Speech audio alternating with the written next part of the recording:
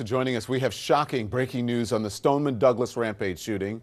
The school resource deputy, who was armed and in uniform, waited outside the high school as shots rang out over and over and over as hero teachers and students gave their lives to save others. The deputy did nothing to stop the shooter, nothing to protect all those students and teachers. It was his job to keep them safe.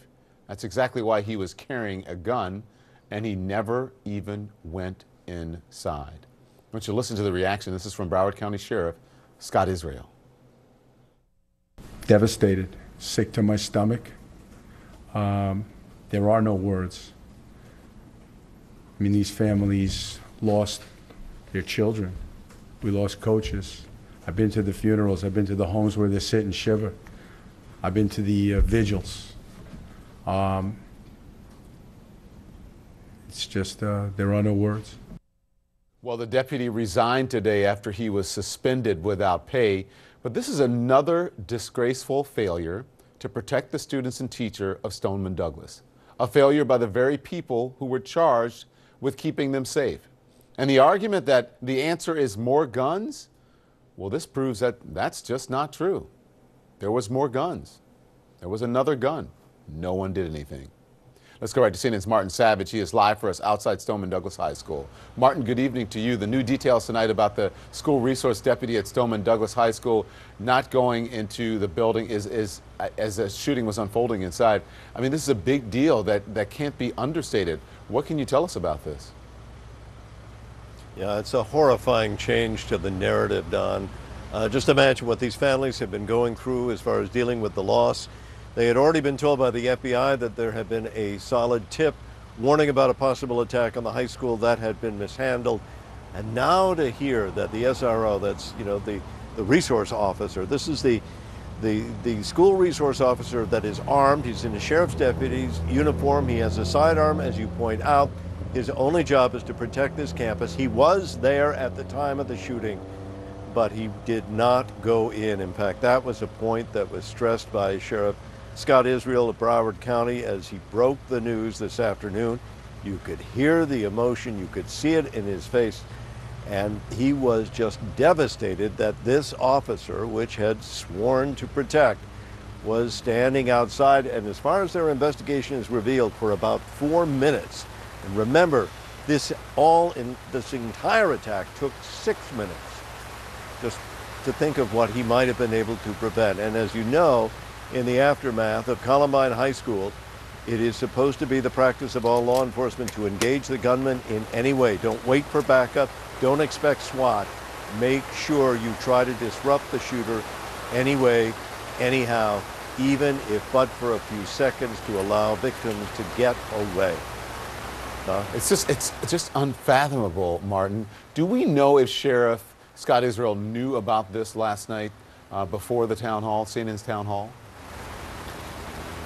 We don't know for certain, but I would say that he had a pretty good idea about all of this, because I have to tell you, concern about where was this officer had been circulating almost from the moment that the shot stopped. Family members that we have talked to have been very upset, and they have been pushing this. Where was he? Where was he? And we've asked this question at news conferences, and the answer has always been, he was on the campus, it's 45 acres, it's big. But now we understand that police began to realize quickly where he was, outside the building, not stepping in. So I would say, though the sheriff, I can't answer specifically, since he told that deputy this morning that he was going to be suspended, it seems pretty clear that the sheriff had an idea last night how serious this all was. I misspoke. I should have said Steve Israel. So, Martin, there were other disciplinary actions taken today against other deputies. What do you know? Right, there were 2 other deputies now that have been put on what's called restricted duties. This is as a result of all those red flags. This goes back to the fact that Broward County Sheriff's deputies responded to Nicholas Cruz's home, I think since 2008, almost 24 times.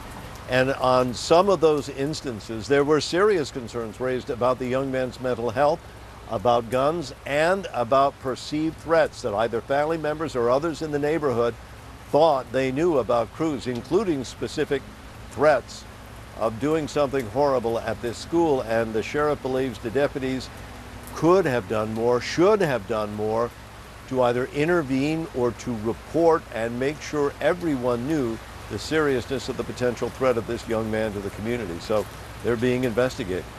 Martin, also Florida Governor Rick Scott making an announcement tomorrow. What's that about? Well, as you know, Rick Scott has been meeting with law enforcement. He's been meeting with students from Stoneman Douglas High School. They made their way up there to Tallahassee, and they gave lawmakers and the governor an earful as to what they believe should be done. So the governor promised to them that he was going to have some sort of action plan, and that's what's supposed to be unveiled at 10:30 tomorrow morning. It will deal, we are told, with the issue of school safety, trying to make schools safer. On top of that, also trying to prevent guns, weapons getting into the hands of those who are mentally unfit to handle them. It's a tall order, but the governor says he is going to fight for it. Thank you, Martin. I appreciate that. I want to bring in now senior political commentator Van Jones, the host of The Van Show, legal commentator Ken Cuccinelli, the president of the Senate Conservatives Fund. Good evening to both of you. As I was reading this story, Van, viscerally, I could see everybody in the studio is like, what is going on here? What's your reaction to this? I mean, it's bad enough. And the idea that somebody could have done something, the idea that you have unarmed coaches. And my dad was a basketball coach at a junior high school in Jackson, Tennessee. The idea that an unarmed coach would put his body on the line and die, and somebody is yards away with a gun and won't even open the damn door to help children. I mean, that is. I mean, maybe this is old news, but that's why he's there. That's why the guy is there, and so for me, right. You're talking about now a whole generation of young people feeling let down literally at every level. Obviously, there are adults who are heroes for them, but you've got adults, the FBI, you've got adults down at the local level, you've got adults in Washington, D.C. that have let these children down, have let these young people down. The young people are acting like adult leaders, and the adult leaders have been acting like children and cowards, and I'm just shocked to hear it. Yeah.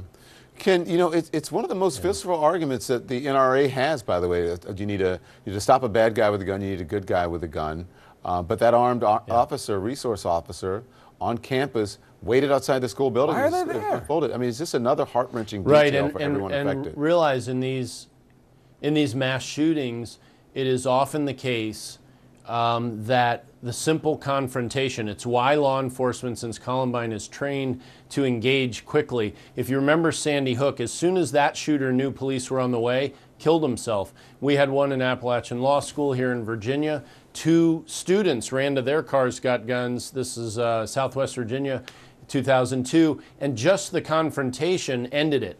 The shooter put his gun down, face down, and that is not unusual in these circumstances. So for this officer whose very job was to confront this kind of a challenge, to sit really on his hands during the unfolding of virtually the whole event, it adds to an already terrible tragedy. I would note what Van said, you know, you've got a coach here who is willing to give his life to protect the students in his charge.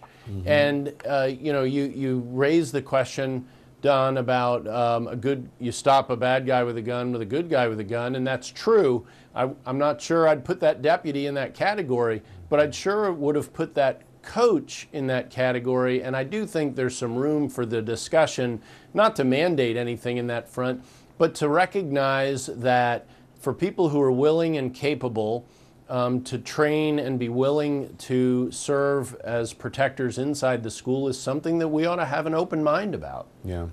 Yes, and there's lots of discussion, and people feel a number of ways about it. Yep. That teachers and coaches already have their job is already big enough. Well, listen, I mean, do you think that this belies a whole good guy with a gun argument? This is so baffling that it's hard to get your mind wrapped around it. What I will say is that, you know, I got a chance to work in, you know, Oakland, California for a long time, working with young people in trouble. I would go to classrooms. They would have 32 kids in a classroom, 6 books, and no chalk.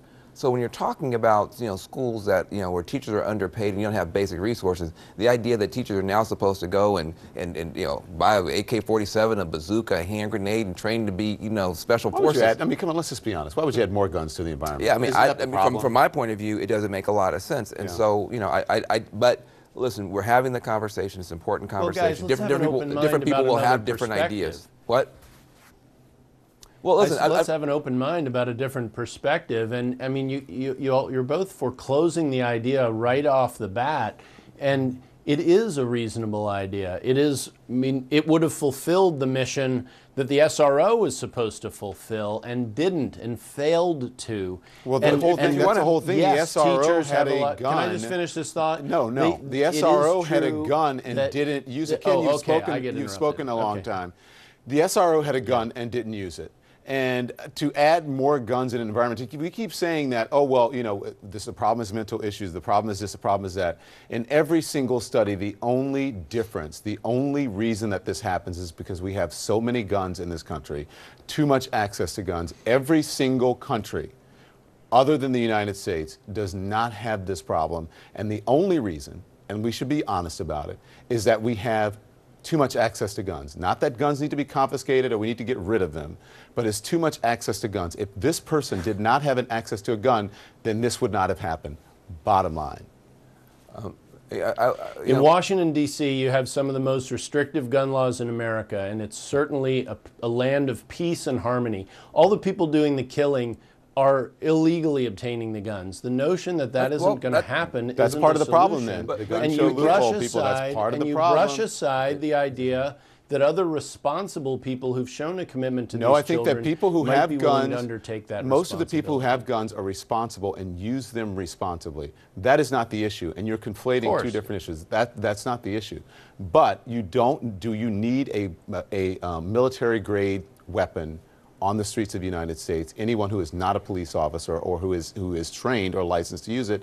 No, we don't need that. Why do we need to have that silly argument and pretend that it's other than our access to guns? Well, if it's a silly I'd like argument, to then say it's something not at an some point. argument at all. Yeah, go on, Van. So Ken makes a good point in talking about, listen, let's have an open mind and let's have a full conversation. And I am actually glad that An open mind, though, Van, doesn't mean being stupid. Come on, let's be honest. I'm trying to go somewhere though. Yeah. So let me try to lay out for what I think the concern is with the idea that we be adding guns to that environment.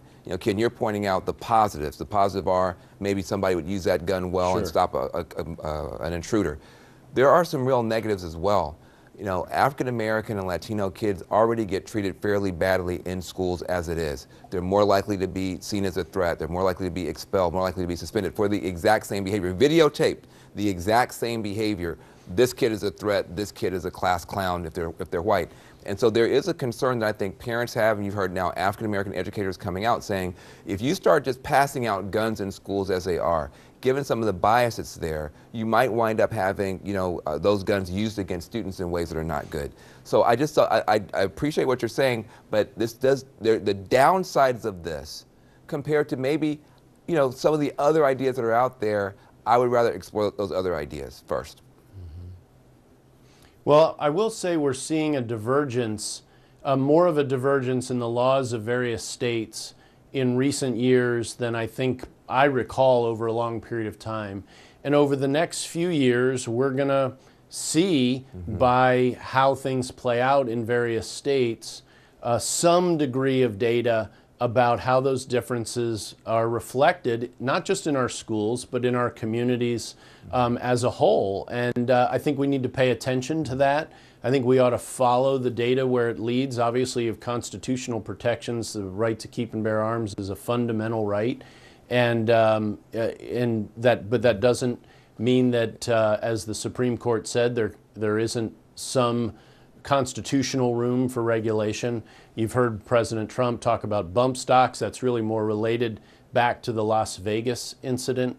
But I don't hear a lot of resistance to the banning of and I bump think it- stocks, which well, can hey, essentially look, turn a semi-automatic one of the into an great automatic tragedies weapon. that we do have is that the NRA has had such a grip and almost like a reign of terror over elected officials that we have not had enough experimentation. I'm not a gun expert, and so what I would say is, by now, after all these mass shootings, we should have tried enough things. We should have passed enough things that we should have more data. The reality is we haven't done much of anything, despite funeral after funeral, body count after body count, because the NRA has held back any experimentation, innovation, or reform. I think that is over now. I think we are now finally Let me going ask to you get a chance something, to see Van. what might work. You have kids, do you have kids, Yes. nieces, nephews, whatever, Yes. in school? Yes. Right? And I don't know when the last time you was in school, but do you want Miss Johnson carrying a gun, or Mr. Williams, or Coach Edwards, or Sister, I went to a Catholic school, or Sister Angelisa Margaret Mary, do you want to carry a gun? I know I don't, because I was such a bad kid, and people get blamed for doing things that they didn't do. I just don't, to me, students and staff, teachers and staff have such a big responsibility already. The last thing they need is a powerful weapon that can take someone's life. Don, let's differentiate. It doesn't make sense. We should stop pretending all that the teachers or we everybody. keep pretending. If it though, doesn't make Ken, sense, we don't need to discuss it. Can we keep pretending that You guns are brush not off a factor? What I say is not making sense. Because you keep pretending that guns are not a factor in shootings. That's like saying I had a car accident, but the car wasn't a factor. No, it isn't. You're completely misstating what I've said. Shootings happen from guns. Bullets come out of guns. So if someone shows up with one, what are we going to do? We can start at that point, or we can go back a long way Call the before it police. and talk about the law enforcement system, talk about the mental health system, do all those kinds of things. But that's the thing. police Also, are Ken, minutes let away me when ask you this, seconds though. count. Here's what bothers me. People keep talking about the mentally ill, and we keep putting every mental illness and mental problems in one big category. And it's not. It's on a scale just like everything else. You cannot compare a psychopath to someone who maybe is bipolar, or someone who has some other issue that's smaller. And sometimes people are just disturbed and angry. It doesn't mean that they're mentally ill because they went in with a gun and they shot someone. So to say that someone who's mentally ill should not have a gun. Mentally ill people aren't usually violent. And we keep pretending or saying or using whatever it is to say that mentally ill people should not have a gun and they're violent and they're the ones that are called. It's not. Usually it's an angry person or someone who is just hell-bent on some sort of revenge. It doesn't mean that they're crazy. It doesn't mean that they're mentally disturbed. They're just angry. And the bottom line is that they had access. They had access to a gun. Can I add one more thing to that, Don, which I think is also important? And we just have to be very honest here. We talk about mental health usually when the shooter is a white person, and then we say, well, geez, what small things could we do? Maybe we can add a cop here. Maybe we could do this thing. Maybe we can wring our hands about mental health. When a Muslim does it, we got 1,000 ideas. Ban them all. We got to do something about this. A Mexican does it. Build the wall. Black kids, more cops, more prisons. When it's a white kid, thoughts and prayers. Mental health. And that's it. And so, when Virginia Tech happened, and my problem with that is that it means that we're under addressing a section of the public that seems to be developing a pattern, and we can't talk about that and deal with that as aggressively as we want to deal with other lethal threats to the country. Yeah.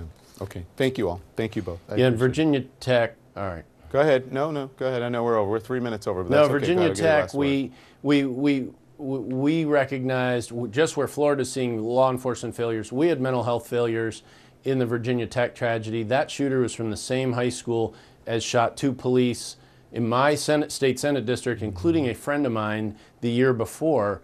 And it was mental health in that situation too. So let's not ignore it. I did say we ignore it, but let's not pretend that it is very real. It is very real, but the realest part is that problem. that person had access to a gun. Thank you. Don't miss the Van Jones Show this weekend.